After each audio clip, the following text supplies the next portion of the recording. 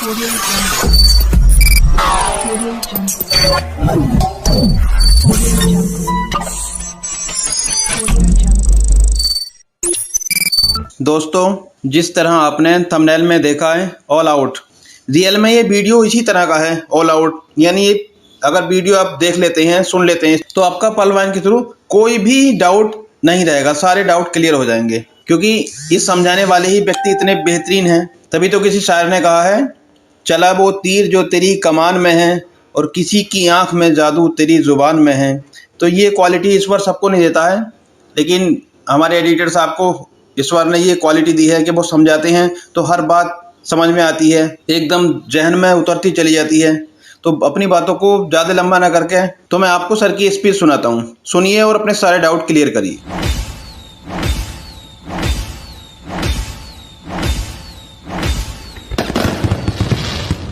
देखिए, पहली बात मैं आपको एक बात बताना चाहूंगा कि चूंकि मैं पत्रकार हूं और हिंदी पत्रकारिता का पत्रकार हूं, तो आप कह सकते हैं कि हिंदी शब्दों को मैं बहुत अच्छे से समझता हूं और मैं शब्दों का कारोबारी आप कह सकते हैं मुझे, ठीक है ना। और मैं इनके नोटिफिकेशन को हिंदी में देख पा रहा हूं, तो उसके जो अर्थ निकल रहे हैं मैं वही समझाने की कोशिश करूंगा। मैं कोई अनुमान या भविष्यवाणी नहीं करने की कोशिश करूंगा। प्लस मैंने आज एक मीटिंग में मैं था और मैं एक लीडर को सुन रहा था। उनको मैंने बहुत बार सुना है और वो पूरे परलवाइन सिस्टम में जो टॉप 100 आईडी है, टॉप 100 उसमें से एक है। और वो अपने आप को यूट्यूब से बहुत दूर रखते हैं और मंच पे आते हैं, कि पर्टिकुलर एक मंच पे आते हैं, और उस मंच पे मैंने उनको जितनी बार सुना है, उन्होंने जितनी भी बातें कही हैं अब तक सही साबित हुई है और निस्संदेह होना चाहिए, क्योंकि सिर्फ 100 लोगों की आईडी लगी रही होगी परलवाइन में तब के वो जुड़े हैं। तो जाहिर सी बात है वो सिस्टम के ज्यादा करीब होंगे ही। मैं तो 3 साल बाद आया, 15 अप्रैल 2019 को। तो मैं आज उनको सुन रहा था और मैं नोटिफिकेशन तुरंत अपने मोबाइल में ओपन कर लिया था जब मैं उनको सुन रहा था। तो मैंने जो उन्होंने कहा वही बात मैं आपसे कहने जा रहा हूं, लेकिन थोड़ी आसान भाषा में कहने की कोशिश कर रहा हूं। जैसे नोटिफिकेशन में जो लिखा हुआ है, सबसे पहले इसके पार्ट में हम देखते हैं कि सबसे पहले पीवीसी मेटा टोकन की प्रतीक्षा में धैर्य रखने के लिए धन्यवाद। ये सिस्टम अपने सारे सीड पार्टनर या अपनी कम्युनिटी में जो लोग आ चुके हैं उनको बहुत धन्यवाद अदा कर रहा है कि 30 जून के बाद से जो आपने अभी तक धैर्य बनाए रखा है, इसके लिए आपका बहुत बहुत धन्यवाद। और अब आपका इंतजार समाप्त हुआ। हाँ, वो आगे कहते हैं कि हम आपके लिए 28 जुलाई 2022 ब्रैकेट में लिखा हुआ UTC +04 मतलब 4 बजे का टाइम वहां का। अब वहां के टाइमिंग को हम इसकी कठिनाई में ना जाते हुए सीधे गूगल में जाएं और टेक्सास करंट टाइम टाइप करें। जो भी टाइम आएगा, आपकी इंडिया के टाइम में जो टाइम दिख रहा है और वहां के टाइम में जो टाइम दिख रहा है, वो AM और PM और डेट के आधार पे उसको देख लें और उसके डिफरेंस को कैलकुलेट कर लेंगे, तो आपको समझ में आ जाएगा कि करीब करीब ये हमारे यहाँ जब रात के 12 बजे तारीख बदलती है, तो उनके यहाँ भारत की टाइमिंग से दिन के करीब 9 साढ़े 9 बजे के करीब तारीख बदलती है। तो जिस समय उनके यहाँ जो टाइमिंग होगी, इसके हिसाब से UTC 4 जो UTC में जो लिखा है 4 बजे, तो टेक्सास की करंट टाइमिंग से फिर 4 बजे का टाइमिंग देख लेंगे, उस समय वो मेटा टोकन लॉन्च करेंगे। ठीक है। Seed funding PVC Meta token के पहले चरण में शुरू की जाएगी। मतलब पीवीसी मेटा टोकन की जो सीड फंडिंग होनी है, ये 2 चरणों में होगी। पहला चरण में क्या होने जा रहा है, आगे ये कह रहे हैं कि पहले चरण में शुरू की जाएगी, इसलिए सीड फंडिंग में भाग लें और अतिरिक्त 50% पीवीसी मेटा टोकन अर्जित करें। इनाम के रूप में जो प्रति सेकंड के आधार पर दिया जाएगा, मतलब आप इनाम के रूप में 50% अतिरिक्त पीवीसी मेटा टोकन प्राप्त करेंगे जो इनाम के रूप में मिलेगा और प्रति सेकंड के आधार पर दिया जाएगा। ये जो प्रति सेकंड के आधार पर दिया जाएगा, ये वाली बात बहुत स्पष्ट नहीं हो पा रही है, लेकिन जो 50% पीवीसी मेटा टोकन अतिरिक्त अर्जित करना है, इसके दो अर्थ निकल रहे हैं। एक तो सिस्टम ने जो एयर ड्रॉप बांटने की सोच रखा है, हो सकता है उस पूरे संख्या का 50% और अतिरिक्त ये बांटे।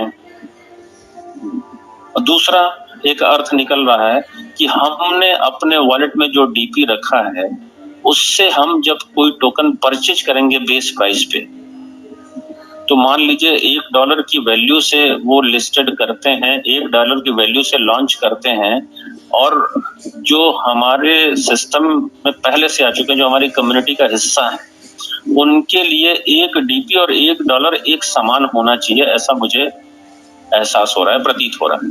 अगर ये समान है, मान लीजिए आपने 10 डीपी रखे हैं, तो आपको 10 पीवीसी मेटा टोकन मिल जाएंगे।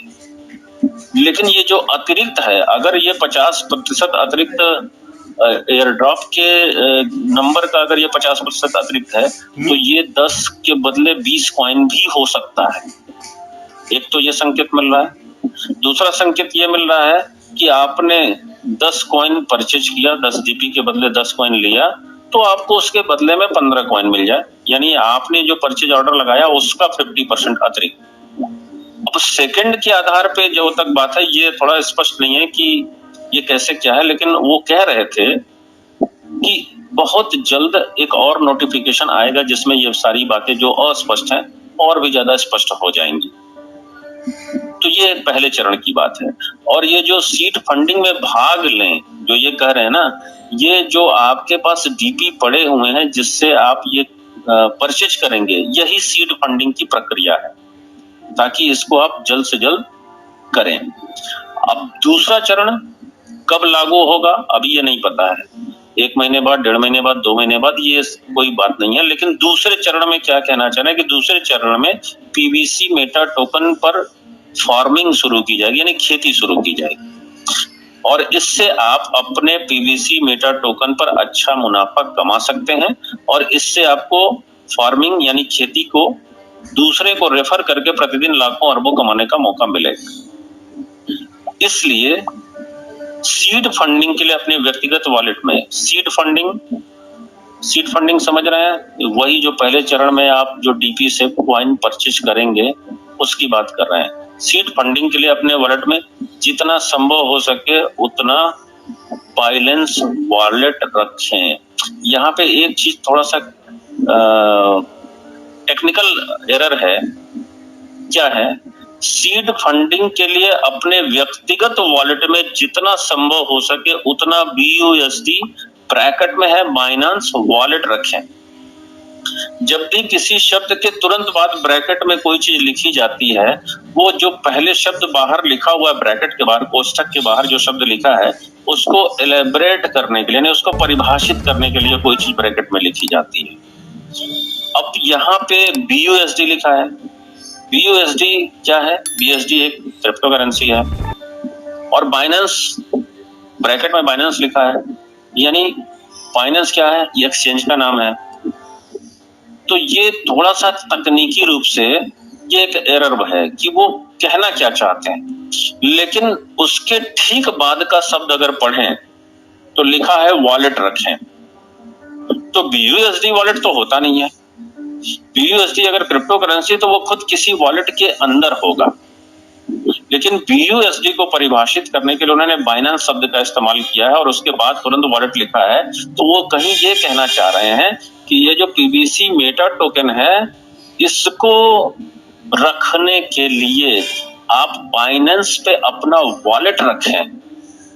BUSD रखना ऐसा कहीं नहीं कह रहे हैं वो।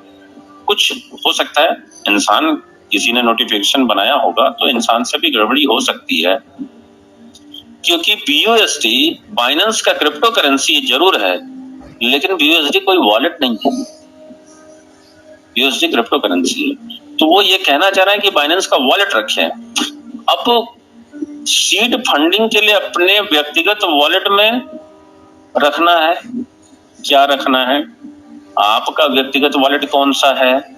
Perloin.com पे जो आपका वॉलेट है, मेन वॉलेट जहां आप डीपी रखते हैं, दरअसल वही आपका व्यक्तिगत वॉलेट है। और व्यक्तिगत वॉलेट ठीक हम थोड़ा सा पहले के नोटिफिकेशन पे जाते हैं जो कुछ दिन पहले आया था, जो जिसमें कुछ नोटिफिकेशन आया, क्रिप्टो करेंसी लॉन्च होगा इसके अनाउंस किया गया और उसके बाद नोट करके कुछ पॉइंट्स दिए गए थे। तो जो पहले नोटिफिकेशन आया था वो इस समय हटा लिया गया, नोट वाला पोर्शन है। तो नोट वाले पोर्शन में मैं इसको पढ़ रहा हूं, ध्यान दीजिएगा मेरे शब्दों को। नोट में लिखा है, only new registration will be prohibited, all old user can upgrade without any restriction till then maximum level.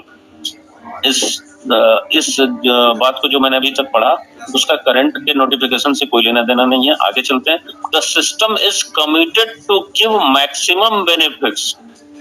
System ज्यादा से ज्यादा लाभ देने के लिए कमिटेड है, वचनबद्ध है। और बेनिफिट्स के बगल में उन्होंने तुरंत लिखा है free coins to the maximum higher rank. अब देखिए यहां से लिंक जुड़ता है आज के नोटिफिकेशन का। क्या जुड़ता है कि जो आपका मैक्सिमम हायर रैंक होगा उसके आधार पे आपको फ्री कॉइन्स यानी जो एयर ड्रॉप मिलेंगे वो आपके रैंक के आधार पे। और जो टॉप 100 लीडर ने उस मीटिंग में इसको परिभाषित किया कि वो एयर ड्रॉप क्या होगा, कितना होगा, तो उन्होंने जो परिभाषित किया उसका आधार ये था कि जो भी हम फास्ट ट्रैक इनकम में बट जाता है हमारा किसी भी अपग्रेडेशन से, उसको माइनस करके जो बच जाता है उसका डबल आपको मिलेगा। जैसे अगर आप क्वार्ट्ज करते हैं तो आप 1000 से अपग्रेड करते हैं, 1000 डीपी से, और आपके चौथे लेवल पे 400 डीपी चला जाता है। जो भी आपका चौथा अपलाइन है उसके पास कितने बच गए? 600। यानी 600 का डबल 1200 कॉइन आपको मिलेंगे। ये उन्होंने कहा आज मैं जिस मंच पे था। इसका मतलब अगर कोई ओनिक्स है, उसने 100 डीपी से किया है तो 40 चला गया थर्ड अपलाइन को, बचा 60, तो उसको 120 मिलेंगे। इसका मतलब कोरल वाले को कितना मिलेगा? कोरल वाले को 60 मिलेगा। 50 से अपग्रेड किया, 20 ऊपर चला गया, 30 बच गया, 30 का डबल 60 मिलेगा। पर्ल वाले को कितना मिलेगा? 30 डीपी से अपग्रेड किया तो पर्ल हुआ, 15 ऊपर चला गया, 15 बचा तो 15 का डबल 30 मिलेगा। तो इसी रेशियो से हम रूबी तक का आंकड़ा निकाल लें तो जो फ्री एयर ड्रॉप है वो कितना मिलेगा ये उन्होंने आज वहां पे बताया। तो चूंकि वो टॉप 100 में है तो कहीं ना कहीं एडमिन के करीब होंगे या टॉप लेवल की अथॉरिटी के करीब होंगे, तो उनके पास जो जानकारी आती है लगभग सही होती है। तो मैं मान के चलता हूं कि ये सही ही होगा। आगे लिख रहे हैं, all DP holders will be the first to be entitled to buy crypto at brace price। जब हमारा सिस्टम ये कह रहा है कि ऑल डीपी होल्डर्स, जो डीपी होल्डर्स हैं वही बेस प्राइस पे हमारे पीबीसी मेटा टोकन को खरीदने के हकदार होंगे, पहले खरीदने के हकदार होंगे। तो हमारा सिस्टम डीपी होल्डर कौन है? जिन्होंने मेन वॉलेट में Perloin.com के मेन वॉलेट में डीपी रख रखे हैं वही व्यक्तिगत वॉलेट है जो आज के नोटिफिकेशन में कहा जा रहा है। तो जब उस डीपी से आप परचेज करेंगे पीबीसी मेटा तो ये सिस्टम आपको कहाँ देगा? बाइनेंस के वॉलेट में देगा। तो जो यहाँ पे BUSD ब्रैकेट में बाइनेंस वॉलेट रखे हैं ये बाइनेंस के वॉलेट की ओर इशारा कर रहा है। BUSD के लिख देने से हमें थोड़ी सी कंफ्यूजन हो रहा है, थोड़ा भ्रम हो रहा है, लेकिन गौर करें, मैं हिंदी की बात कर रहा हूँ। हिंदी में किसी भी कठिन शब्द को परिभाषित करने के लिए सरल शब्दों में ब्रैकेट में उसकी सरल शब्द को लिखा जाता है। अब BUSD को सरल शब्द में परिभाषित करने के लिए ब्रैकेट में बाइनेंस लिखा गया है। अब बाइनेंस एक्सचेंज है, BUSD का करेंसी है, लेकिन ये कहना क्या चाह रहे हैं? अगर तुरंत बाइनेंस के बाद वाला शब्द पढ़ें तो वहां लिखा है वॉलेट, यानी बाइनेंस वॉलेट हो सकता है, BUSD वॉलेट नहीं हो सकता।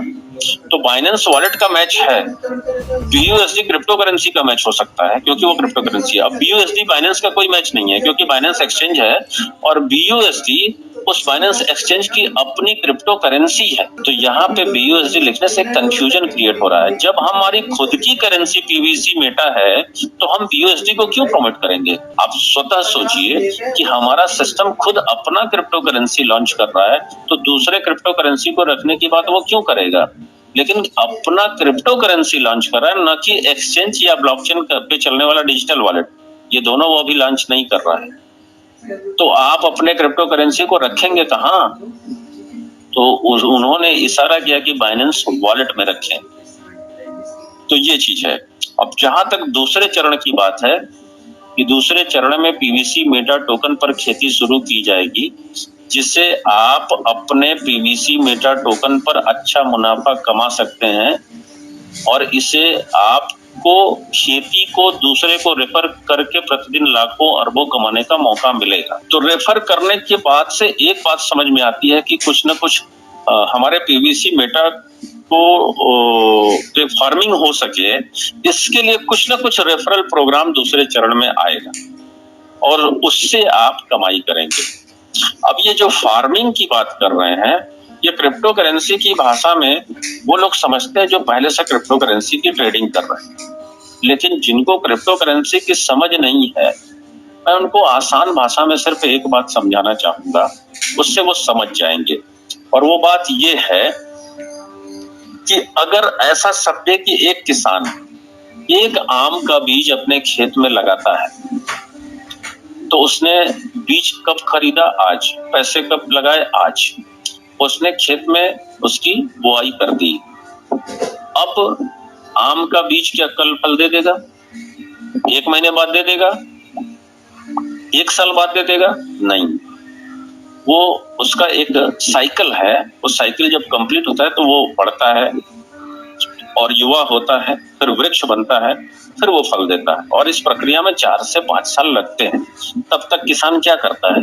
तब तक किसान खेत में खाद देता है, पानी देता है, गुड़ाई निराई सब करता है और धूप जितनी जरूरत है उतना मिले इसको सुनिश्चित करता है।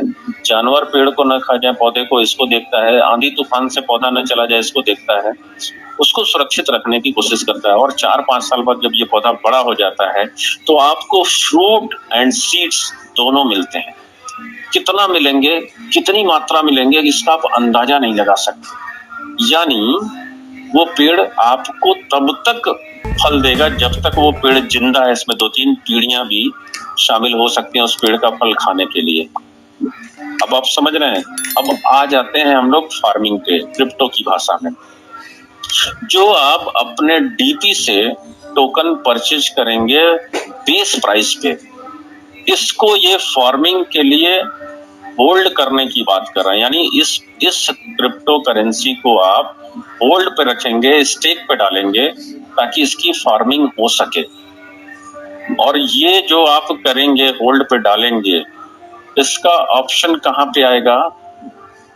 इसका ऑप्शन उन्होंने बताया कि जहां हम लोग फंड ट्रांसफर के ऑप्शन पे जाते हैं, वहां एक ऑप्शन आएगा और वहां से हम एयर ड्रॉप वाले कॉइन और ये कॉइन जो भी हमारे पास होंगे, वहां टोटल कॉइन दिखेगा और वहां से हम जितना भी स्टेक पे डाल लेंगे उतना माइनस होके वो स्टेक पे चला जाएगा।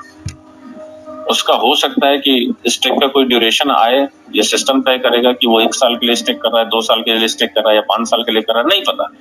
आप ऐसे समझ लें कि आप अपने कॉइन का फिक्स डिपॉजिट कर रहे हैं। वो जो भी टाइम ड्यूरेशन होगा, जो भी आप करेंगे वो आपका फार्मिंग के लिए चला जाएगा। अब जो किसान देखभाल करता है, खाद देता है, पानी देता है, आंधी तूफान से बचाता है, अब वो काम खुद ये सिस्टम करेगा। कैसे करेगा? थोड़ा आसान शब्दों में मैं समझाने की कोशिश करता हूं कि मान लेते हैं कि ये सिस्टम 2 करोड़, मान लेते हैं, इसको सच मत मानिएगा, मैं एक उदाहरण के तौर पे समझा रहा हूं कि मान लेते हैं ये सिस्टम 2 करोड़ टोकन बनाता है और सिस्टम ने अपने लिए 25 लाख टोकन रखा और इसने 1 करोड़ टोकन अपनी कम्युनिटी में बांट दिया। हालांकि इससे ज्यादा बटेगा क्योंकि कम्युनिटी 82 लाख लोगों की है, लेकिन हम 2 करोड़ टोकन के आधार पर बता रहे हैं। हो सकता है टोकन 10 करोड़ बने, हो सकता है 20 करोड़ बने, नथिंग मैटर। आप समझने के लिए समझे कि 1 करोड़ टोकन उसने बांट दिया, तो 1.25 करोड़ टोकन उसके निकल गए, 25 लाख उसने अपने लिए रखा और 1 करोड़ अपनी कम्युनिटी में बांट दिया। अब बच कितने गए? 75 लाख टोकन। और यही टोकन मार्केट में जाएंगे, एक्सचेंज पे जाएगा और ये टोकन ट्रेड करेगा। और इतनी बड़ी कम्युनिटी है कि इसको ट्रेड करने में कम्युनिटी भी अपना योगदान करेगी। जैसे मान लीजिए 75 लाख टोकन है और 82 लाख को कम्युनिटी है, एक एक टोकन भी खरीदवा देंगे सारे लोग मिल करके, तो 75 लाख टोकन तो तुरंत बिक जाएंगे। बिक जाने के बाद अब कोई व्यक्ति फिर से खरीदना चाहता है तो अब उसको बड़े दाम पे खरीदना पड़ेगा। तो यहीं पे शुरू हो जाती है ट्रेडिंग। और जैसे ही ये खरीद बिक्री का सिलसिला शुरू होगा वैसे ही आपके टोकन की वैल्यू, कीमत बढ़ती जाएगी। तो एक तो ट्रेडिंग से कीमत बढ़ेगी, दूसरा ये सिस्टम बहुत सारी सर्विसेज ला करके उसकी कीमत बढ़ाएगा, क्योंकि वो सर्विसेज सिर्फ पीवीसी मेटा में मिलेगी, जिसको पाने के लिए आपको टोकन परचेज करना ही पड़ेगा। तो जितनी भी सर्विसेज, चाहे वो मेटावर्स से जुड़ी हो, चाहे वो आपका ऑनलाइन जो बैटल गेम है उसकी सर्विस से जुड़ी हो, या फिर और मेनी मोर सर्विसेज जो सिस्टम ने प्लान कर रखा होगा, वो सब इस टोकन से मिलेगी। तो इस टोकन से मिलने का मतलब टोकन की खरीद बढ़ेगी, और खरीद बढ़ेगी तो टोकन की वैल्यू बढ़ेगी, और वैल्यू बढ़ेगी तो जो टोकन ऑलरेडी होल्ड पे हैं और जो सिस्टम के ओनर के पास भी है, ये टोटल 1.25 करोड़ टोकन की भी वैल्यू उसी रेशियो में ऑटोमेटिक बढ़ती जाएगी। तो ये किस कदर बढ़ सकती है आप इसी को अंदाजा लगाइए। इसी प्रक्रिया को फार्मिंग कहा जा रहा है। ये उसी तरीके से बढ़ेगी जैसे एक आम के बीज से 5 साल बाद इतने फल निकलते हैं, कितने निकलते हैं जिसका कोई अंदाजा नहीं लगाया जा सकता। उसी तरीके से जो टोकन की वैल्यू बढ़ती जाएगी। और मैं आपको सिर्फ इतना ही बताऊंगा कि टॉप 100 लोग जो और भी लोग जुड़े हैं वो सब एक ही भाषा बोल रहे हैं, स्पष्ट नहीं बता रहे लेकिन एक ही भाषा बोल रहे हैं कि अगले 6 महीने में इतना बड़ा पैसा आ सकता है कि हम स्पष्ट तो नहीं बता सकते, क्योंकि जब आएगा तब समझ में आएगा।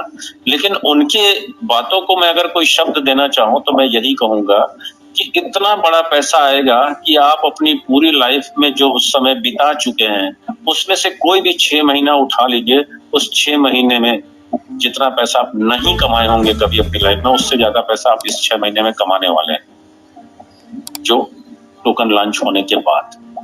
तो आप अंदाजा लगा सकते हैं कि हम किस युग में प्रवेश करने वाले हैं, हमारी किस्मत कितनी तेजी से बदलने वाली है।